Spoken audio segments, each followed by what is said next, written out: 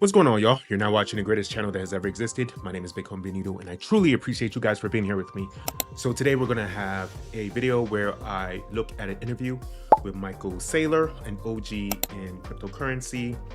This is gonna be a two-part interview. He's gonna do an interview with 𝐷𝐵𝐵𝐿, I think that's how you pronounce it. His crypto channel is pretty good. Impact Theory is the name of the channel that he does. It's not actually just crypto. He does all types of things: self-improvement, money creation, business development, all different things like that. And he actually has Michael Saylor on the channel, and this is going to be a really good interview. And he explains the importance of cryptocurrency and why it is inevitable and why people need to get into it. MicroStrategy is the name of his company, the name of Michael Saylor's company, where he has two very important sections of the company. He has bonds that he issues out to people that give him money, right? They give him billions of dollars, and they give him a multi-billion-dollar interest-free loan. That's incredible. And all he does is issue out bonds. And the reason why they're giving this loan without any interest is because these bonds pay out dividends constantly. And he just has to pay them back within, I believe, 10 years. And the idea is that he's going to get these billions of dollars. He's going to then give these people back their billions of dollars a couple of years from now, 10 years from now or so. And then he's going to also give them out dividends that's constantly issued out every couple of months or every month or something like that. And the price of Bitcoin is going to increase. We all know this is going to happen. People that believe in him, believe that this is going to happen. That's why they're giving him money without any interest. Another part of his business is just regular stocks that all of us can buy.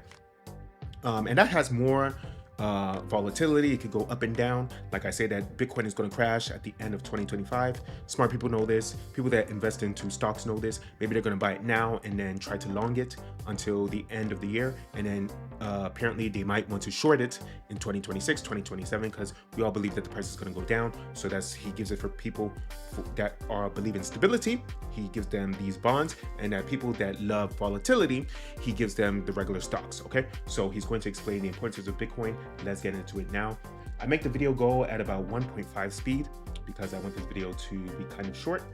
And I'm editing it now, as you can see. Ooh, look at all these sexy new decorations that I'm doing, as you can see. I'm editing it now. I'm trying something new that's sexy and cool. I'm gonna start doing more videos like this with editing. I want to put more effort into this too. And you're gonna see how it works in the future. Let me know if you like these new designs and everything. And we're going to listen to this video from him. Let's get it. A lot of people in my audience are not going to understand why you can't just store your money in dollars. I have a whole tirade about it, but I'd love to hear why. How do you explain to people why you can't just put your money in a bank account or under your mattress in dollars? The simple answer is the supply of dollars expands about 7% a year every year for the past 100 years. And what that means is that if you want to buy something that is a very scarce, desirable asset that the government can't make more of and that manufacturers can't make more of, if technology and capital and machinery and robots can't make more of it, it's scarce and desirable. Here's an example. An acre of beachfront property in Palm Beach, or a beachfront house in the Hamptons, or waterfront property in Miami Beach. That's a desirable place to live. You can't make more of it. And if you go back 100 years, you'll see that the value of that acre was $10,000. And you go forward 100 years, and that is about $10 million. And for those who are very quick at math, they'll realize that works out to 7% increase in price every year for 100 years. Yeah, so the inflation is about 7%. Don't listen to the government when they say it's about 3 or 4%. It's not 3 or 4%, especially with the beer bug that happened in 2020. We did a lot of printing. We printed about 40% of all the money that has ever existed was printed between the year 2020 and 2024, which is absolutely insane if you think about it. So the amount of money is increasing dramatically. That's why your eggs are more expensive. That's why everything else is more expensive, because inflation is through the roof. Okay, so he talks about good assets that are valuable, that are scarce, such as the beachfront property in front of Miami, or beachfront property in front of Pacific Drive in California. I think that's the name, Pacific Coast Drive in California. And even people are thinking like, oh, how about Dubai? Dubai created some land out of nowhere.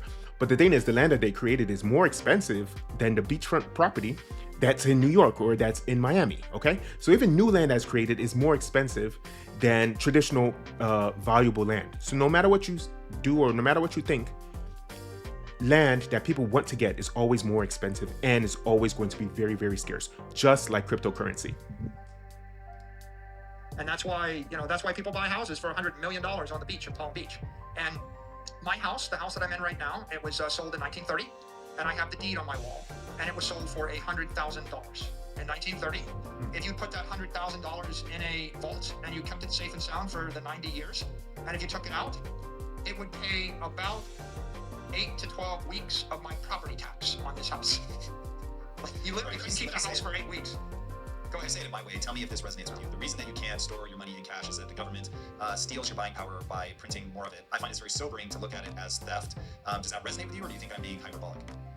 No, you're correct. In essence, the inflation of the dollar supply means that your wealth is cut in half every 10 years. Yeah, so that's the problem with inflation. It's literally just stealing money from you. Some people may say that taxes are also theft, but I wouldn't really say that, because taxes are to benefit the entire country as a whole. If you have a family, let's say that you have a family and you guys are all adults, you each have to pitch into the rent of the house, because you all benefit from this. It's not like your parents are stealing from you. You benefit from you giving them money, and they benefit by receiving the money that you get in the form of taxes. But when it comes to inflation with the non-stop printing, this is absolute theft. There's no reason why this happens. People say that we have to have small levels of inflation to make sure that the economy goes well. I'm not really sure if that's true. We could still have everything backed by the gold dollar if we wanted to, and we could just have a little bit of deflation actually, and just make our dollars more valuable. That's why the value of a dollar was pretty stable from the inception of this country until like 1971, until Richard Nixon took us off of the gold standard, and then the inflation rate shot through the actual roof as soon as the early 1970s happened. So him telling the prices of his property, where the value of his property from a long time ago now can only pay for a few months of taxes, which is another form of stupid debt that we have to pay. By the way, why do you have to pay for taxes on a house that you already own? I understand you're paying it for the land that's on top of the that's underneath the house that you own, and then you're living in America, so you need to have sovereignty for this land. I understand it, but still, I don't like the way it is. But let's listen to more of it. Hold all your wealth in cash, and it's the rule of 72, right? You divide 7% into 72. That's the half-life of the asset. So the half-life of your wealth is 10 years if you store it in cash. If someone gives you an asset you can invest in that goes up 7% a year, you're keeping up with inflation. You're not getting wealthier, but you're not getting poorer. You're just treading water, and if you're beating that hurdle rate, then you're getting a bit wealthier. So once you understand that, you can see that you can't preserve your wealth for long periods of time in a fiat currency. And the best fiat currency in the world, Tom, is the dollar. But in most other currencies, they inflate at 14% a year, and that means the half-life of your wealth is 5 years. But in a weak currency like in Turkey or Syria or Iraq or Venezuela or Argentina, it used to be for 20 years. The inflation rate looks more like 28% a year or 30% a year.